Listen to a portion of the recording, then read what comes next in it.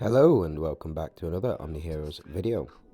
In this video we're just going to review the unit Elma, just because I would typically not do D&D units because they are not accessible to everybody, and I completely understand, not everybody can afford to be getting Oracle Stones, not everybody can afford to be, going through the Oath Recall event. But Elmer is the exception to this rule, and over the past sort of month or so, I've completely fallen in love with this unit, with his kit, and what he provides for certain teams. So, the way that you find him, you go into your merchant guild, go into redeem points, and you go into the Oracle shop. And as you can see, Elmer is available once a month. And you can buy shards. Now, the reason that you can buy shards for him is because of the seasonal rewards. So the seasonal rewards, every season you will get a certain amount of shards. I believe you get 80 shards per new unit, except for the big one. Like, for example, this season is Leandra. You don't get any of her shards available to you, but you do get the other two. So as you not Leandra, Audrey. So I've got Leandra's shards here. I've got 40 of her shards, and I've got 30 of Nerissa's shards as well. Now, I did have 30 of Elmer's shards, and I also was able to pick them up through the treasure hunt. It's Fortune Tower. So if we go into treasure hunt, scroll all the way down to the bottom, as you can see, this box here. I can't click on it at the moment, unfortunately, but it does give you 10 shards for any specific unit that you would like. This season I've gone with Gloria to get her shards completed from 2 seasons ago. But the reason that I wanted to stress with Elmer and why he's so important is because of his abilities. Now, first of all, he's Valenter. So Valenter's here at the start of battle, applies a sail on the ally team, increasing physical damage for 150% for 4 rounds. And at the start of battle, applies 25% damage immunity boost on the ally for 4 rounds as well. So a good team. It's got strong defensive capabilities and strong offense capabilities as well. He's under Royal, so we haven't looked at a Royal on one of these unit reviews before, but at the start of battle, all allies receive shield equal to 200% of their own attack for 2 rounds, and each stack of buffs ally unit gains increases their damage boost and damage reduction by 4% up to 20 stacks. So if we have a look up here, even if you've got 2, I mean 1 is okay, so even if you've only got 1 Royal on the team, at the start of battle all allies receive shield. 2 is all allies receive shield equal to 125%, and also for each stack of buff ally unit gains increased damage boost and damage reduction by 1% up to 20 stacks. So as you can see, that goes up. So increase their damage boost and damage reduction by 4% up to 20 stacks. So eventually get 80% damage boost, damage reduction for each buff that you can put on there. So very powerful ability. Now he's also a Celestial. So at the start of battle, increases crit rate by 15% and attack by 150% for the ally team. When one ally unit dies, purifies all debuffs on all allies and dispels all buffs from all enemies. That's such a powerful ability. It does kick in when you have 2 Celestials as well. So even if you've got 2 Celestials on the team, it does purify debuffs and dispels buffs from all enemies. Good with the Phantom class or Phantom synergy, which we'll move on to next. Phantoms. We've done Phantoms before, but when an ally dies, 2 of the random fallen allies are revived, restoring 30% of their max HP. This effect can be triggered only 2 times per battle. And even if you've only got 2 on the team, it's when a synergy mate dies. Really, the breaking point for this is 3. So when an ally dies, 1 other random fallen ally are revived, restoring 10% of max HP. So it can only be triggered once per battle. So if you want to go full Phantom, absolutely, go for it, and you'll get the 2 other random fallen enemies and that can be triggered up to effectively 10 times per battle, given that you have 5 phantoms on the team. He's got a season synergy and a void hunter synergy as well, but that's not going to factor into it. We might discuss it in a little bit, but at the moment we just jump into his abilities. So first one, Elmer awakens Terror Crystal with a giant sword, dealing 378% physical damage to all enemies. Good with his Valentus synergy, because he does get that increase in physical damage. The second ability, Elmer wields a giant sword, causing a crystal to deal 84%, and it increases up to 100% if you get him up to 9 stars. After Elmer intimidates and damages the enemy with divine authority, has a 100% to apply 100% chance to apply taunt to the target for 1 round.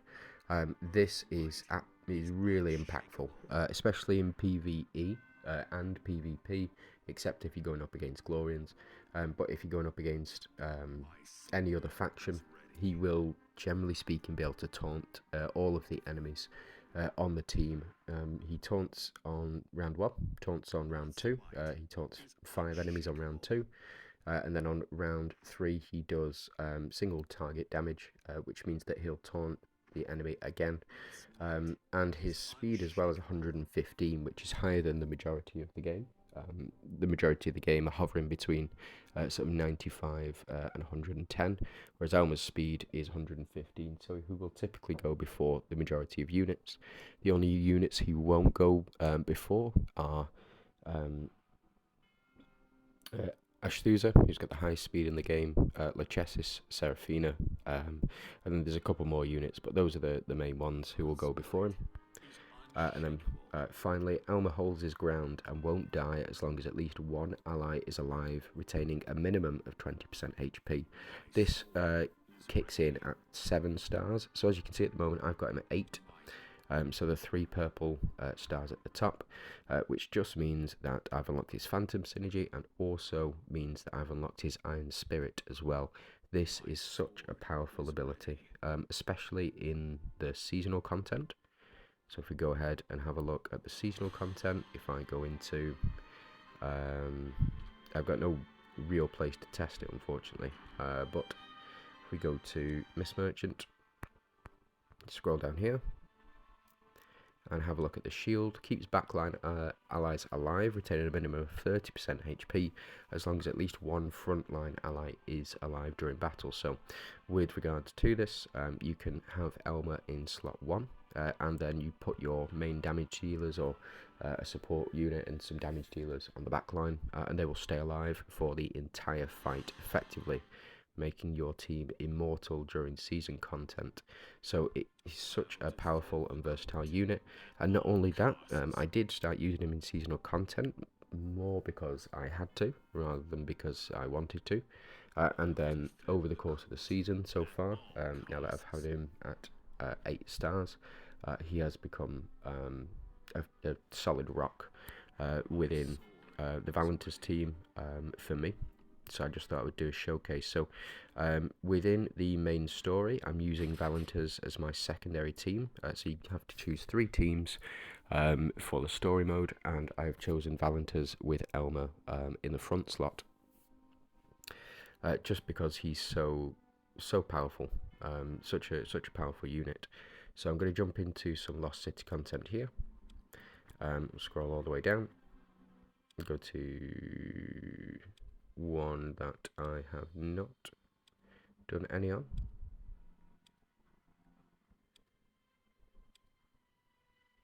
One sec. Go to you. Dawnbringers. Here you go, Valentus. So let's jump into some gameplay for him. Let's see Elmer in action, see how well he performs. So typically the setup that I will use is Elmer, Atrops, Nyx, Lucaria, and Leandra, and typically I will have my setup like this, primarily because I do have Atrops red runes. So if we go into Atrops for just a second and check her runes out, So Atrops receives penance whenever HP is below 50%, increases defense by 100% for 3 rounds. So as soon as she gets below that 50%, she gets a massive increase in defense. The other option that you can go for is like this, for example. So Elmer will not die in that front slot, and Atrops will not die either. And typically the combination of those two will be so effective. It's untrue. But what I'm going to do here is, because Percival can snipe, as can Brutus, we're going to stick our units down here. So Brutus will attack straight to Atrops, and Percival will attack straight to Elma, and just keep us alive. So we're going to go with standard relics or legendary relics for Elmer. And we'll just see. So we'll see him in action, hopefully.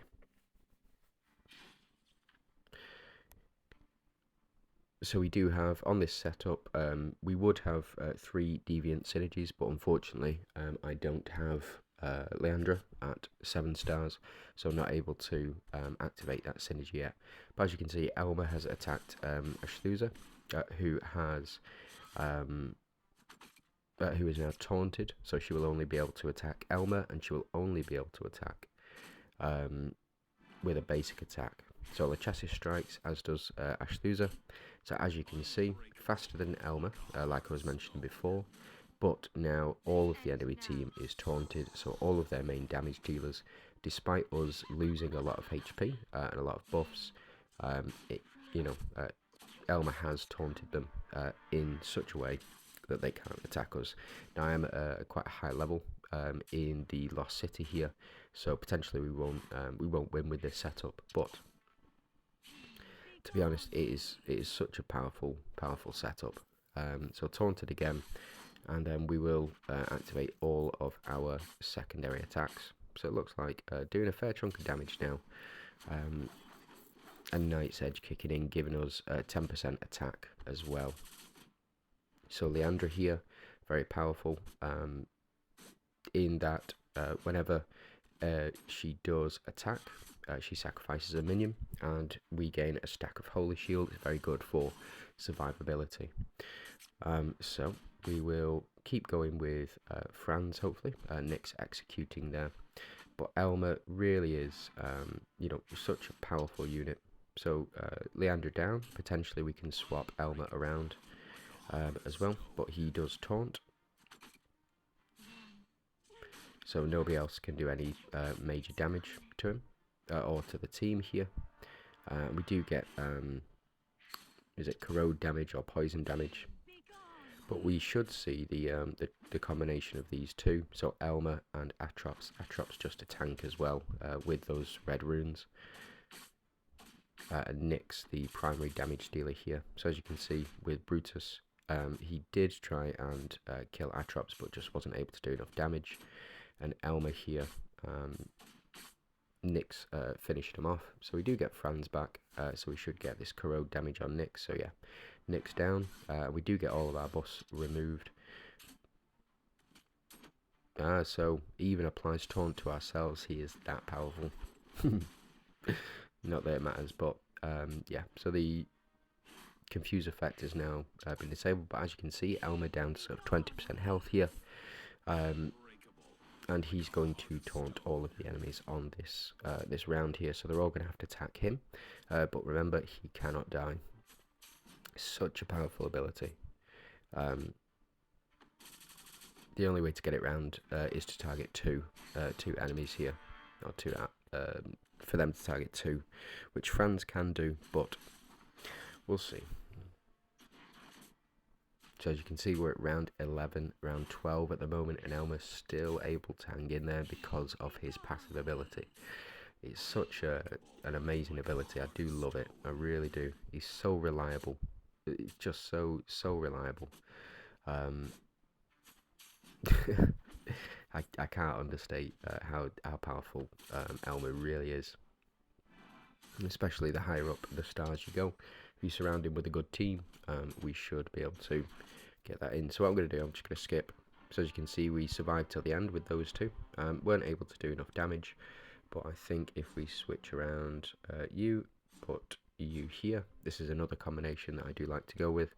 So Elmer slot 1, where he'll soak up most of the attacks, and then Atrops here to soak up most of the damage as well.